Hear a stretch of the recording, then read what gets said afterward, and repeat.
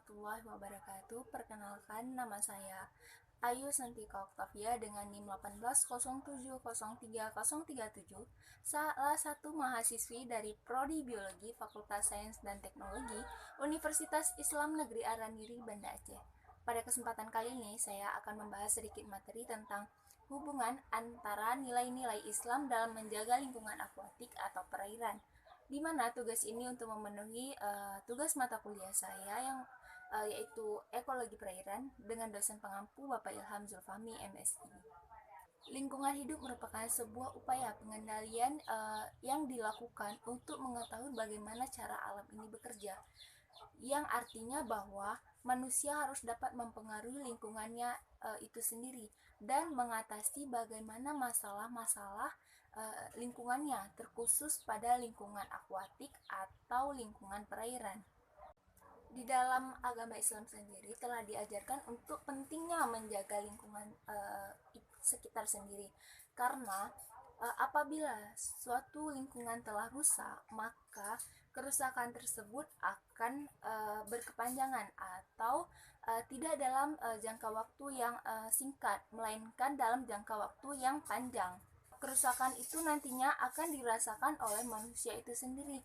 Allah juga telah berfirman dalam Quran surat Ar-Rum ayat 41 yang berbunyi, Zaharal fasadu fil barri wal bahri bima kasabat aydin nasi liyuziqahum ba'dallazi 'amilu la'allahum yarji'un. Artinya telah timbul berbagai kerusakan dan bala bencana di darat dan laut dengan sebab apa yang telah dilakukan oleh tangan manusia. Timbulnya yang demikian karena Allah hendak merasakan mereka sebagian dari balasan perbuatan buruk-buruk yang mereka telah lakukan supaya mereka kembali insaf dan bertobat. Quran Surah Ar-Rum ayat 41. Di muka bumi ini, terkhusus pada lingkungan akuatik atau lingkungan perairan, manusia telah diberikan kelimpahan sumber daya alam yang sangat luar biasa oleh Allah Subhanahu wa taala, dan Allah mengharapkan kita untuk bagaimana kita memanfaatkan sumber daya alam itu sendiri secara optimal dan tidak berlebihan, di mana ayat ini telah diatur dalam Quran surat Asy-Syu'ara ayat 151 sampai 152. Wala tuti'u amrul musrifin alladzina yufsiduna fil ardi wala yuslihun. Artinya, dan janganlah menuruti perintah orang yang melewati batas, yang membuat kerusakan di muka bumi dan tidak mengadakan perbaikan. Quran Surat Asy-Syu'ara ayat 151 sampai 150.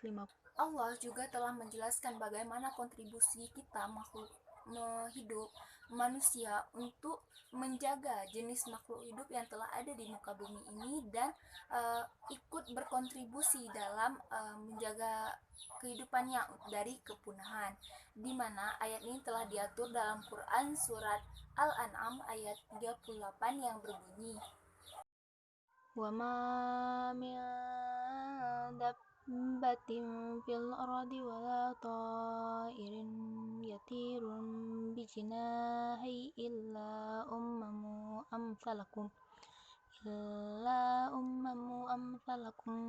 ma farratna fil kitabi min syai'in thumma ila rabbihim yusyarun.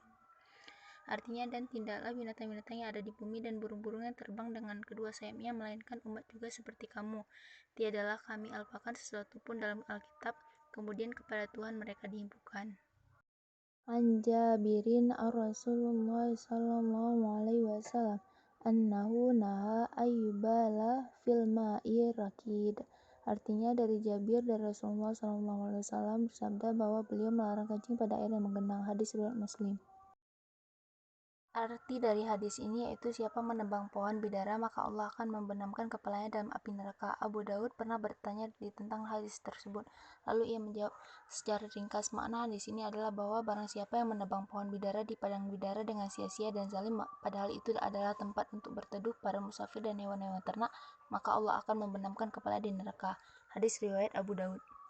Di sini saya mengajak teman-teman sekalian untuk ayo menyelamatkan lingkungan hidup di sekitarmu dengan tindakan awalmu, dengan cara melestarikannya dan membersihkannya.